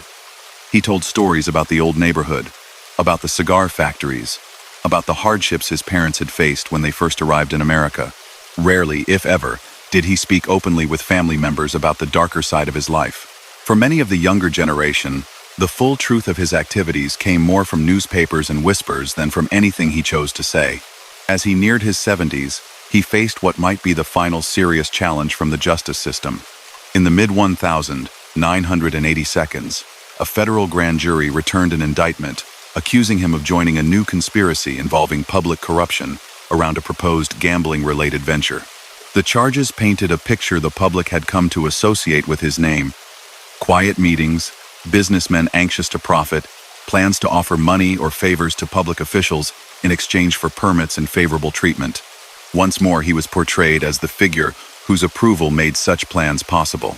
Prosecutors argued that even if he did not handle the cash or speak directly to office holders, his presence, his blessing, and the threat of his displeasure gave weight to the scheme. He pleaded not guilty, vowing to fight the case in court. But this time, his most dangerous enemy was not an ambitious prosecutor or an undercover agent. It was the failing strength of his own body. Doctors warned him that his heart could not continue without serious intervention. Surgery was recommended to bypass clogged arteries and address other issues. It was a major operation for any patient, especially a man in his early 70s with a long history of stress. He agreed to go ahead, traveling to a respected hospital far from Tampa, far from the streets and cafes that had shaped him. While lawyers prepared for the coming trial and prosecutors assembled exhibits, he lay on a gurney under bright lights, surrounded by machines and strangers in surgical masks. For more than half a century, he had survived in a world that destroyed many. He had outlived rivals, dictators, and even some of the agents who had tried to bring him down. Now, whether his story would end in a courtroom or on an operating table depended on forces that no underworld code or political contact could control. The day of the operation, the hospital felt almost unnaturally calm. Nurses moved in practiced patterns, wheels of metal carts humming softly along the hallway floors. Family members waited in side rooms, speaking in low voices, staring at clocks. Somewhere nearby, federal agents and prosecutors mixed with ordinary visitors, trying not to look as if they were watching for news. They all knew that the man on the gurney was not just another cardiac patient. To them, he was the aging center of a long investigation, the key figure in an upcoming trial they hoped would finally pull together threads they had chased for years. To the staff, he behaved like many older men facing serious surgery.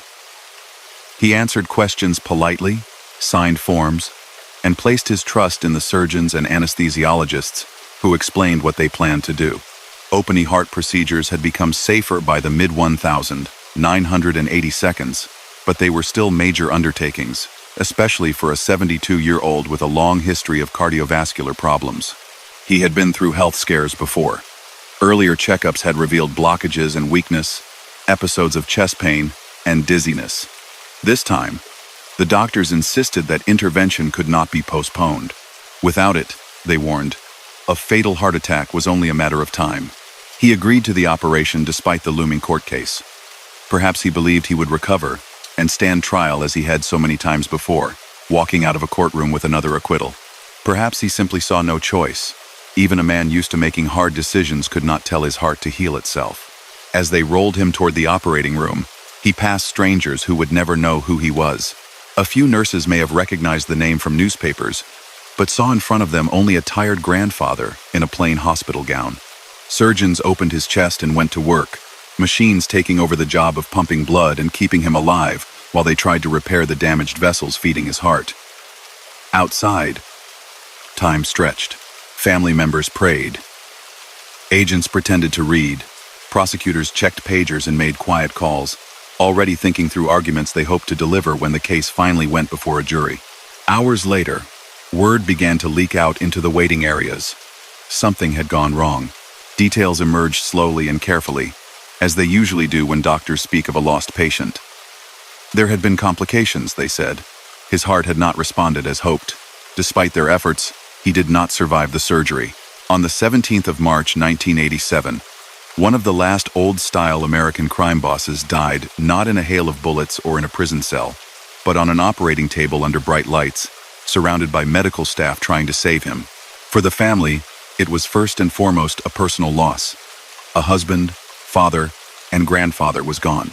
Whatever they knew or believed about his life beyond the home, they now faced grief like any other relatives keeping vigil outside a surgical ward. For law enforcement, the news landed differently. Some felt an immediate, almost physical sense of anticlimax. For years they had stacked boxes of documents with his name on the tabs. They had built elaborate charts on office walls, connecting his photo to dozens of others with lines and arrows. They had spent late nights listening to tapes, reading transcripts, and arguing over how to explain complex schemes to juries. Now the central target of their latest case was simply gone. The federal indictment against him did not disappear overnight, but within days prosecutors filed the necessary paperwork to dismiss the charges against a deceased defendant. The case against his co-accused moved forward. But the man they had always described as the top figure would never again take a seat at the defense table. Some agents later admitted their frustration. They had wanted not just headlines about an indictment, but the finality of a conviction and a sentence. They wanted to be able to say that after decades of slipping past charges, he had at last been pinned down by the law. Instead, history had shut the door in its own way. Newspapers around the country carried short obituaries. Many were only a few paragraphs long. They summarized his life with blunt labels: reputed Florida mob boss, figure in Havana casinos before Castro, man named in congressional investigations into organized crime and covert efforts against Cuba. They noted that he had been suspected of involvement in various rackets, had faced numerous indictments, but had never been convicted of a major federal crime. In Tampa, the coverage went deeper. Local papers reviewed his long presence in the city's life. They mentioned his father's rise in the numbers racket, the bolita operations that had become almost a part of the town's fabric, his trips to Cuba during the Batista era, and his later role as head of a recognized crime family. Some articles quoted retired police officers who recalled raids in the 1,950 seconds and 1,960 seconds. The frustration of seeing low-level gamblers hauled in while the man they believed was in charge remained untouched. Reporters also sought comment from residents in the old neighborhoods. Some older people remembered him as a polite man who nodded to them on the street, sent food to families when someone died, or helped arrange jobs for relatives. Others spoke quietly about fear, the kind that kept them from ever speaking his name too loudly in public while he lived. His funeral in Tampa drew a crowd that mixed relatives, longtime associates, curiosity seekers, and a visible but discreet presence from law enforcement. Plainclothes officers stood back from the church doors, noting who came and went. Cameras from local television stations kept a respectful distance, zooming in as mourners entered the sanctuary. Inside, the service focused on faith, family, and the immigrant story that had brought his parents to America. The priest spoke of suffering, redemption, and the hope of mercy.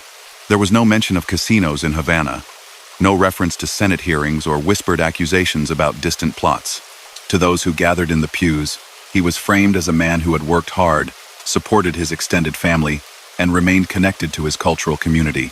Outside, commentators wrestled with how to sum up his life. Some law enforcement veterans, when asked by journalists, said he was the most powerful organized crime figure Florida had ever seen. They described him as cautious, intelligent, and relentlessly pragmatic. They emphasized that he avoided unnecessary violence in favor of quiet leverage and long-term arrangements, which made him both more effective and harder to prosecute. Critics who had fought against Tampa's entrenched vice painted a darker picture. They argued that his so-called restraint simply meant that the damage he caused was more subtle but just as real. The illegal lotteries he protected bled money from the poorest neighborhoods. The high-interest loans his associates offered trapped people in fear. Corruption of officials undermined trust in the law. Intimidation silenced those who might have spoken out, allowing injustice to sit in the middle of civic life without being named. In organized crime circles, his death marked the end of an era. Younger men had already begun to steer parts of the Tampa operation before his passing. Afterward, leadership shifted more formally to others, who tried to hold together what remained of the old rackets. But the landscape they faced in the late 1980 seconds was not the one he had mastered. Florida had launched a state lottery, starting ticket sales in 1988. That move undercut the bolita business by giving people a legal, government-run way to chase lucky numbers. While underground games did not vanish overnight, the long tradition that had once sustained entire criminal structures in Ybor City and similar neighborhoods now faced serious competition from brightly lit, heavily advertised state programs promising big jackpots. At the same time, federal prosecutors continued to use RICO and related laws to carve away at traditional mob structures across the country. New York families lost long-time bosses to long sentences. Witness protection programs coaxed insiders into testifying, offering safety and new identities in exchange for detailed stories about organized crime hierarchies. The old wall of silence, while still strong in many places, showed cracks. The Tampa organization did not vanish with his death, but it became smaller and less central in national calculations. Other players, especially those tied to drug markets, now drove much of the region's underworld economy. The careful balance he had maintained between illegal gambling, political influence, and tight internal discipline was difficult for successors to replicate in a more chaotic age. Even in death, his name did not leave the headlines entirely. In the early 1990 seconds, his former attorney Frank Regano published a memoir describing his years representing powerful underworld figures. The book included a dramatic claim that in the hospital not long before the heart surgery, Trafficante had made a remark about President Kennedy's assassination. According to Regano, the older man told him in private that Carlos screwed up. We should have killed Bobby instead of Giovanni, or words very close to that. Referring to New Orleans boss Carlos Marcello, Attorney General Robert Kennedy, and President John Kennedy. Regano framed the statement as a kind of belated admission that organized crime had targeted the president when, in the speaker's view, its real problem had been the Attorney General leading the crackdown. The alleged remark, if accurate, would be explosive, a near confession that mob bosses had participated in or supported the plot in Dallas. Yet historians and investigators approached the claim cautiously. There were no recordings, no written notes from the time, no other witnesses present during that bedside conversation. Regano's book came out years after his client's death, at a moment when publishers knew that anything related to the Kennedy case would draw attention. Some researchers believed Regano, pointing to his long relationship with major figures like Trafficante, Marcello, and Jimmy Hoffa. Others questioned his memory and motives, noting that the story neatly supported certain conspiracy theories without adding verifiable details about how such a plot would have worked. Official investigations re-examining the case in light of Regano's claims did not find enough solid evidence to change earlier conclusions. Government reports continued to state that while organized crime leaders certainly had strong reasons to dislike the Kennedy administration, and while men like Trafficante had suspicious connections to anti-Castro groups and covert operations, there was still no definitive, documented proof of their direct involvement in the assassination. Thus, his place in that story remained what it had been in life, a shadowy presence at the edges, a name that kept popping up where Cuba, organized crime, and the Kennedy years intersected, but never solidifying into something that could be charged in court. In academic circles, criminologists and historians studied his career as a way to understand how organized crime adapted to local environments. Unlike flamboyant figures from New York or Chicago, he had thrived in a region with strong Latin and Mediterranean immigrant roots, a tradition of informal gambling, and a political culture where quiet deals often mattered more than noisy public fights. He had built on his father's foundation, extending Tampa's influence into Cuba, then adjusted again when the revolution wiped out his island investments. He maintained a local monopoly on certain rackets, while sitting at national tables with larger rooting life bosses from northern cities. He had cooperated, to some degree, with U.S. intelligence services in plots against Castro, then later faced those same government forces in court and before congressional panels. Through all of that, he kept an almost unchanging public posture. Polite, soft-spoken, insisting he was just a businessman, unfairly maligned by overzealous officials and unreliable informants. To supporters, that image had some truth. To his critics and many in law enforcement, it was a careful mask that hid a lifetime of orchestrated wrongdoing. In Tampa, physical traces of his era slowly faded. Some of the old bars where bolita numbers once passed hand-to-hand closed or became different kinds of businesses.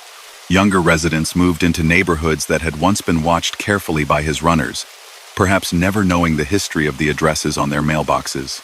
The cigar factories that had filled Ybor City with smoke and jobs shrank or shut down, changing the social fabric that had formed him. Yet invisible legacies lingered. Habits of caution around law enforcement in certain communities, skepticism about whether politicians really served the public rather than hidden interests, and stories whispered in family kitchens about how things used to be done, all carried echoes of his time. In the end, his life followed a pattern seen in many powerful criminals of the 20th century. He rose in a world where corruption was common and enforcement weak, extended his reach through foreign ventures when opportunity appeared, survived abrupt political and legal upheavals by staying flexible and quiet, and died of natural causes before the full force of new laws and new investigative techniques could be brought fully to bear on him. What made his story different was not just its length or the specific places he touched, but the way his name threaded through some of the most controversial episodes of his age. Havana's lost casino nights, secret government plots to kill a foreign leader, and endless debates over whether the assassination of a president was really the act of one man or the outcome of a larger, darker design. For the people of Tampa who had spent their lives under his shadow, however, the questions were more immediate and simple. What changed now that he was gone? And what remained exactly the same? In the years after his funeral, Tampa changed, but not all at once. The old neighborhoods where he had spent most of his life were already shifting before his death. Some of the cigar factories had closed, or become tourist sites. Younger families moved in who spoke little or no Spanish or Italian, worked in offices instead of factories, and had no personal memory of bolita writers knocking at screen doors. Still, in the late 1980 seconds, you could feel traces of his world if you knew where to look. Men who had once been his close associates tried to keep things running. They stepped into roles he had filled, meeting bookmakers, taking a share from underground lotteries that still functioned in certain streets, and calling on longtime contacts in city offices. One of them, a quieter figure who lacked his reach and reputation, was commonly spoken of as the new head of the Tampa family. The structure was smaller now, less feared, but not gone. Federal agencies did not stop because the man at the center of so many old files was no longer alive. They had spent years mapping his networks. Those maps did not vanish with him. Agents and prosecutors took what they had learned and turned their attention to the people one step below him who were still active. Some of those men had never imagined a day when he would not be there to settle disputes or set policy. Now they faced a harsher world. Without a leader whose name still commanded respect in other cities, their leverage in national underworld meetings weakened. At the same time, the legal climate kept tightening. RICO cases multiplied. Wiretaps became more common. Long prison sentences handed down in New York and elsewhere made it clear that the era of casual plea deals was ending. In the late 1980 seconds and early 1990 seconds, a few of his former allies and protectors were themselves charged, and in some cases, convicted. Some prosecutions focused on gambling and extortion, Others targeted corruption around specific public contracts or labor unions. The pattern of quiet influence he had maintained, where a small number of phone calls could stall an investigation or ease a zoning problem, was harder to reproduce under the gaze of more aggressive watchdogs. At the same time, a legal lottery run by the state of Florida began to siphon off customers from the underground numbers games that had once been his foundation. When brightly lit, stores legally sold tickets that promised multi-million-dollar jackpots. Many of the working-class players who had faithfully bet small sums with Bolita writers switched over. They could now chase their dream without risking arrest. That change struck at the heart of the system his father had built, and he had expanded. For decades, the illegal lottery had not only enriched families like the Trafficantes, it had also funded bribes, legal defense funds, and the quiet maintenance of an entire local underworld. Now, each time a customer chose a state lottery ticket instead of a handwritten slip in a bar, that underground economy shrank a little more. Illegal gambling did not disappear. There were still sports bets, private poker games, and unlicensed slot machines in back rooms. But the steady, predictable river of small wagers that had once flowed into counting rooms connected to his organization slowed. Younger leaders had to look elsewhere to maintain their income. Some followed the example of older bosses and invested more heavily in legitimate businesses, restaurants, bars, vending routes, construction firms, strip mall developments. Others drifted toward the faster, riskier profits of drug trafficking, even if that meant working alongside or under newer groups that had no respect for the old Tampa hierarchy. In this transition, his absence was felt in two different ways. First, as a loss of discipline. For all the harm he caused, even some investigators admitted that he had enforced a certain order in his world. He did not like public chaos. He preferred discreet operations, minimal violence, and stable, long-term arrangements. When someone under him acted recklessly, there were consequences. After his death, some of that internal control weakened. Fights over territory or money that he might have settled in a single conversation sometimes turned into months-long feuds. Second, as a loss of ambition. None of the men who followed him had his mix of caution, connections, and patience. He had been shaped by Havana's glittering casinos, by meetings with some of the most powerful mob figures in the United States, and by brushes with intelligence agencies. He thought in terms of years and continents. Those who inherited pieces of his operation tended to think in terms of months and counties. Law enforcement, too, reflected on his legacy. Retired agents and detectives, when interviewed by journalists or authors, often mentioned him as one of the most difficult targets they had ever pursued. They spoke about the hours spent sitting in cars outside cafes, the frustration of hearing his name come up again and again on informant reports, without getting the one clear piece of evidence that would survive cross-examination. They remembered how many times they thought they had him, only to see cases collapse for lack of a reliable witness or a direct recording. Some admitted a grudging respect for his discipline.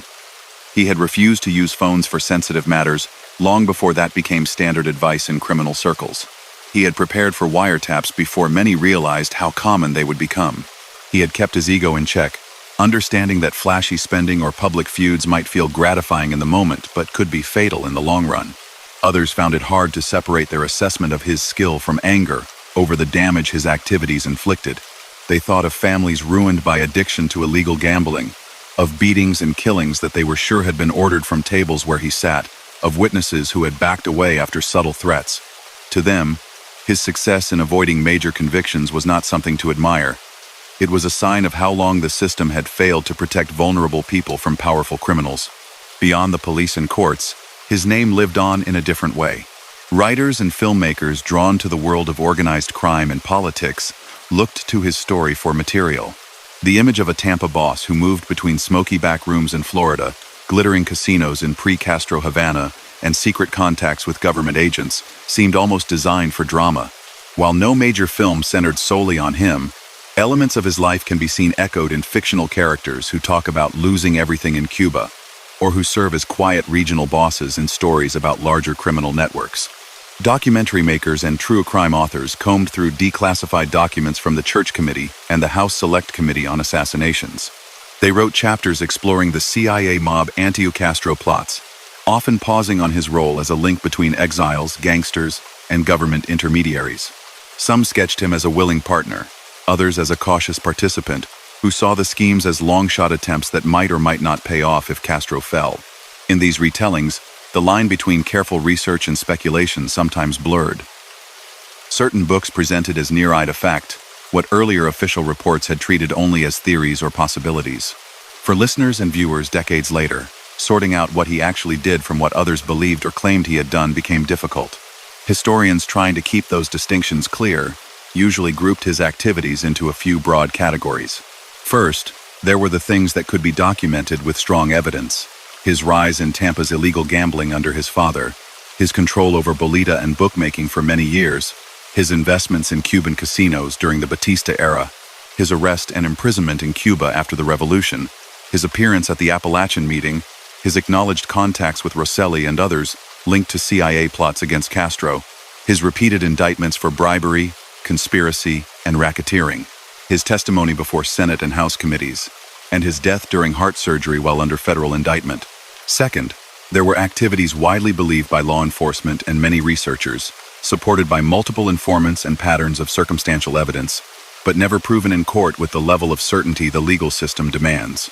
These included his behind-the-scenes role in arranging bribes to various public officials over the decades, his involvement in at least some narcotics routes that passed through Florida and Cuban exile circles, his approval of violent acts carried out by subordinates to enforce discipline, eliminate rivals, or silence potential witnesses. Third, there were the truly contentious areas, where claims were made by a small number of people, often years later, without strong independent confirmation. Foremost among these were allegations tying him directly to the Kennedy assassination. Stories from Jose Aleman, Frank Regano, and others placed words in his mouth that hinted at foreknowledge or regret about the way events had unfolded. But those stories lacked tapes, contemporary notes, or corroborating eyewitnesses. While they influenced how many in the public thought about him, they remained far from the kind of hard proof needed to settle such a grave accusation. He himself never stepped away from his standard line.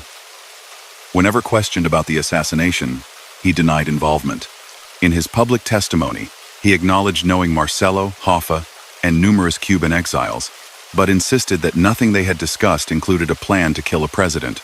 Some believed him. Many did not. With his death, the opportunity to press him further ended. For the families who had lived alongside his world without joining it, the measured tone of historical debates meant little. They thought of specific things: a father who lost his paycheck in illegal games and came home ashamed, a cousin who borrowed money from the wrong people and lived in fear for years, a local politician who seemed to transform once he started socializing with certain businessmen. To them, the harm was not abstract or theoretical. It was woven into their own memories. At the same time, his story became part of a broader conversation in Tampa about ethnicity, opportunity, and power. He belonged to a generation of children of immigrants who faced real discrimination, limited economic options, and police systems that did not always protect their neighborhoods. In that environment, illegal gambling and protection rackets had seemed, to some, like ways to carve out strength where the formal system failed them. Over time, however, the underworld operations that began as a kind of parallel economy hardened into something much more predatory, feeding on the same communities they had once claimed to support. Community leaders in later decades tried to draw lessons from that arc. They worked to create legitimate paths to advancement for youth in the same neighborhoods that had once supplied runners and enforcers to his organization. They pushed for more transparent government, stronger oversight of police and public contracts, and cultural pride unconnected to underworld figures. In schools and civic groups, his name appeared in discussions not as someone to romanticize, but as an example of how intelligence and determination can be twisted when they travel through corrupt channels instead of lawful ones. Teachers reminded students that whatever barriers their grandparents had faced, they now had options besides the shadow economy that had pulled in so many bright young men in earlier decades. By the time the 20th century closed, little of the structure he had commanded remained intact. A few old associates were still alive, some in and out of prison, some quietly retired. Law enforcement considered the Tampa family a lesser presence than it had been under his rule. The main engines of organized crime in Florida now revolved around other groups, often tied to international drug trafficking rather than the stable betting operations he had mastered. Yet in certain corners of Tampa, his memory lingered.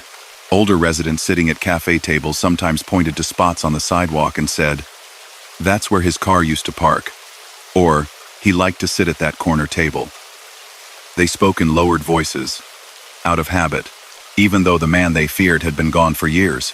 Younger listeners, hearing his name only from true crime documentaries or the occasional newspaper retrospective, struggled to connect those stories to the quiet streets in front of them. For all the suspense and rumor that surrounded him, his life did not end with a dramatic final scene. There was no last stand, no desperate escape, no closing shootout. Instead, the long arc of his career bent toward an operating room, fluorescent lights, and the ordinary tragedy of a failing heart. If you imagine that hospital corridor in those last hours, you can picture two worlds overlapping for a brief moment. In one, doctors and nurses moved as they always did, focused on charts and vital signs, trying to keep another human being alive. To them, he was a patient with a name, a list of conditions, and a family waiting in the hall. Their job was not to weigh his moral record, only to try to repair his damaged body.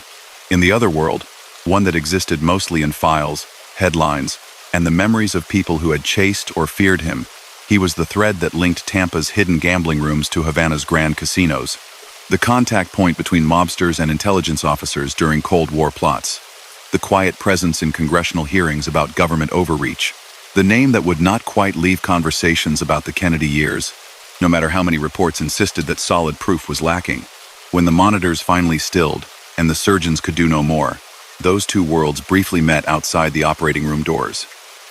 A nurse wrote down the time. A doctor explained the outcome to grieving relatives. Somewhere, a prosecutor, informed by phone, stared at a case file and understood that a story he had hoped to finish in court would now be left incomplete. Cities rarely pause for individual deaths, even important ones. Within hours, traffic moved as usual on Tampa's streets. Bolita slips, though fewer than before, still changed hands in some bars. In Washington, other hearings, other scandals, and other crises filled the schedules of committees and agencies. What remained of him were the things people chose to remember, and the records they left behind. Arrest reports, court transcripts, declassified memos, 2 bits of testimony in thick volumes that few read all the way through.